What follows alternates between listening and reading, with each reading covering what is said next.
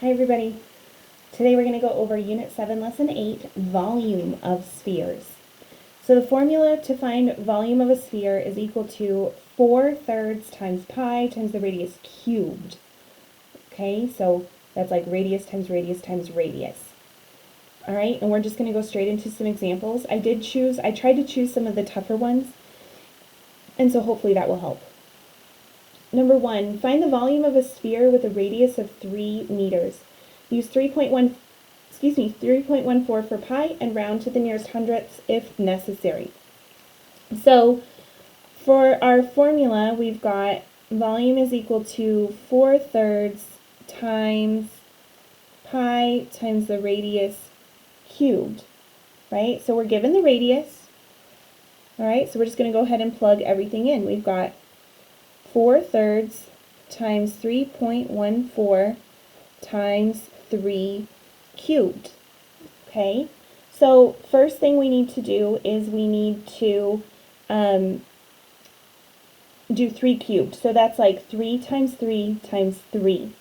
Well, 3 times 3 is 9, times 3 is 27. So I could rewrite this as 4/3 times 3.14 times 27. Okay, now I'm going to rearrange these. I'm going to do this as 4/3 times, and I'm going to do 27 over 1 times 3.14, just to make my life a little bit easier. Alright, because 3 can be divided by 3, that's equal to 1. 27 divided by 3, well, that gets us back to 9. So now, really all I have right here is 4 times 9 times 3.14. 4 times 9 is 36 times 3.14. Let me get that up on my calculator. 36 times 3.14 gives me 113.04, or 4/100. Okay, so the final answer, the volume, and it's already at the hundredths place, so I don't need to worry about anything there, would be 113 4/100, and they were meters. And whenever we're talking about volume, which is a three-dimensional attribute, our units are going to be cubed. Okay, so it's still just plugging everything into the formula, and you didn't have to use the method that I used if you don't want to, but that's how I prefer to solve it. Okay? Number 2, the volume of a container is 3,200 inches cubed and contains a dozen tennis balls. Each tennis ball has a radius of 2.5 inches. How much space in the container is empty? Whew, there's a lot going on here. So first what we need to do, we need to know we have this full container filled with tennis balls. We want to know how much extra space there is. We have 12 tennis balls, right? 12 is equal to a dozen. So first what we need to do is if we were to find the volume of one tennis ball, that would be 4/3 times, and we're going to, I say let's use 3.14.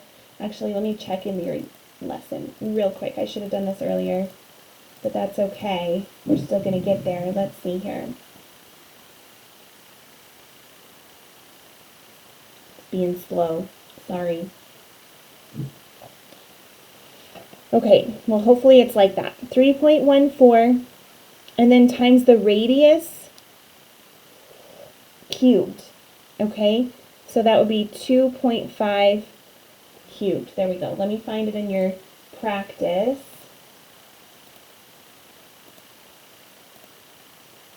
Okay, this is number 5 from your practice, by the way. Oh, it does say use 3.14 as pi, so we're set up correctly. Phew! All right, back to the problem. Now, this gives us the volume of one tennis ball, but we have 12 of them. So really, we could take this whole thing and multiply it by 12 to figure out how much volume all of them are taking up. Okay?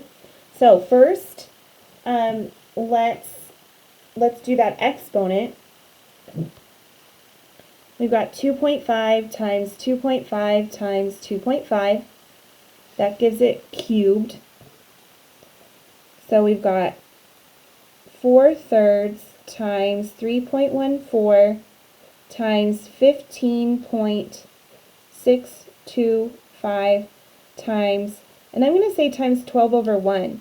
And the reason I'm going to do that is because 3 is in my denominator, 12 is in my numerator. 3 divided by 3 is 1, 12 divided by 3 is 4. So really I can treat this like a 4, and that gets rid of my fraction as well. Okay? That should be old news to you from like 6th and 7th grade. Alright? So now I could rewrite this as 4 times 3.14 times 15.625 times 4. Well, I know 4 times 4, that's 16. So I've got 16 times 3.14 times 15.625. I'm going to continue up here. Let's do 16 times 3.14. That gives us 50.24. And then we're going to multiply that by 15.625.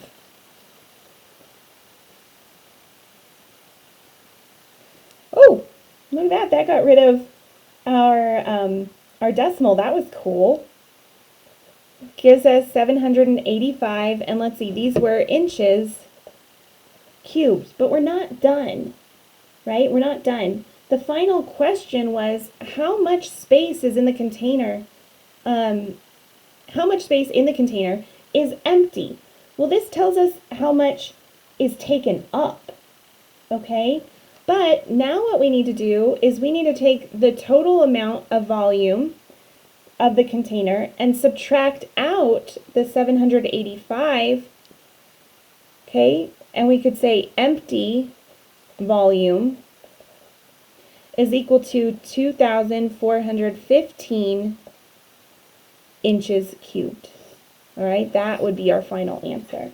So there were multiple parts, so this is why it's really important that you know, what is my actual question? What am I actually looking for? Okay, but we had to find several things in order to get there. All right, last problem for today. This is number 5 from your quick check. Carré created a sculpture by forming a hemisphere with a radius of 20 inches, and then removing a hemisphere with a radius of 15 inches from it. Calculate the volume using 3.14 for pi. So a hemisphere is half of a circle. All right, so whatever I find here, I can cut in half, and that will give me the hemisphere. Okay, but really we're finding 2, right? We have this bigger hemisphere, and then some of it is carved out. All right, so once again, we've got multiple steps. So first, let's find the radius of the outer circle, the bigger circle. So we've got 4/3 times pi, which it said to use 3.14, and then times the radius squared. So for our first one, this is going to be 20, or not squared, I'm sorry, cubed. So 20 cubed. Okay, so that's like 20 times 20 times 20. So let's get our handy dandy calculator out. If you wanted to do 20 times 20, which is 400, times 20 gives us 8,000.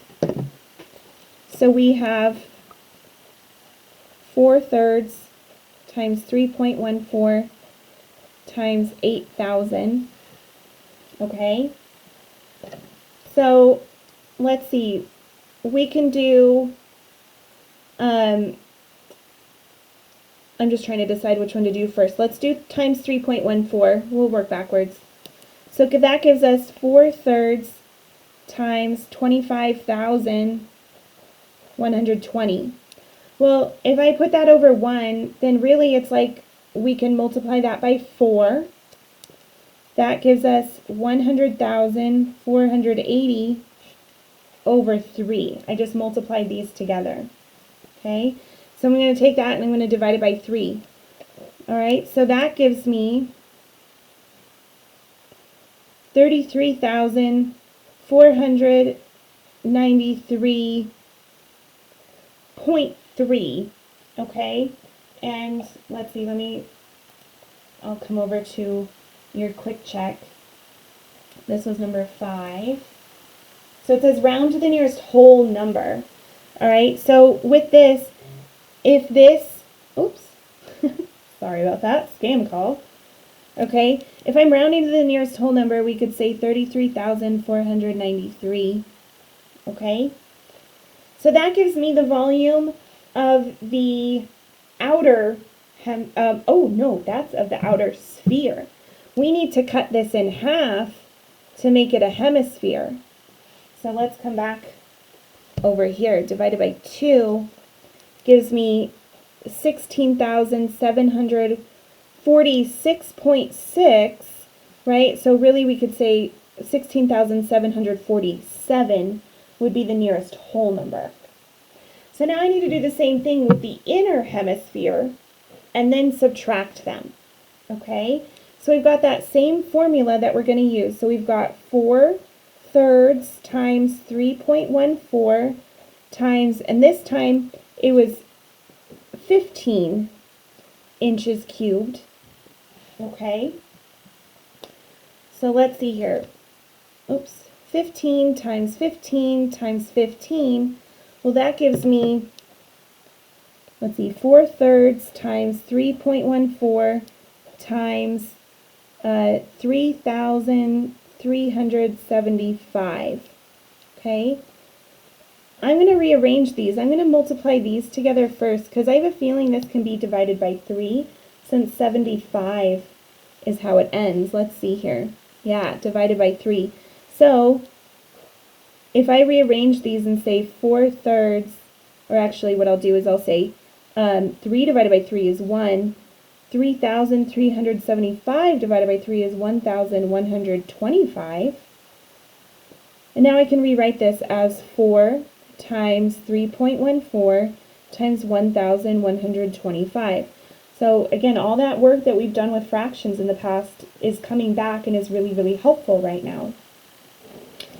Well, we can go ahead and multiply that by 4, right? So that's these multiplied together. That gives me 4,500 times 3.14 would be 14,130.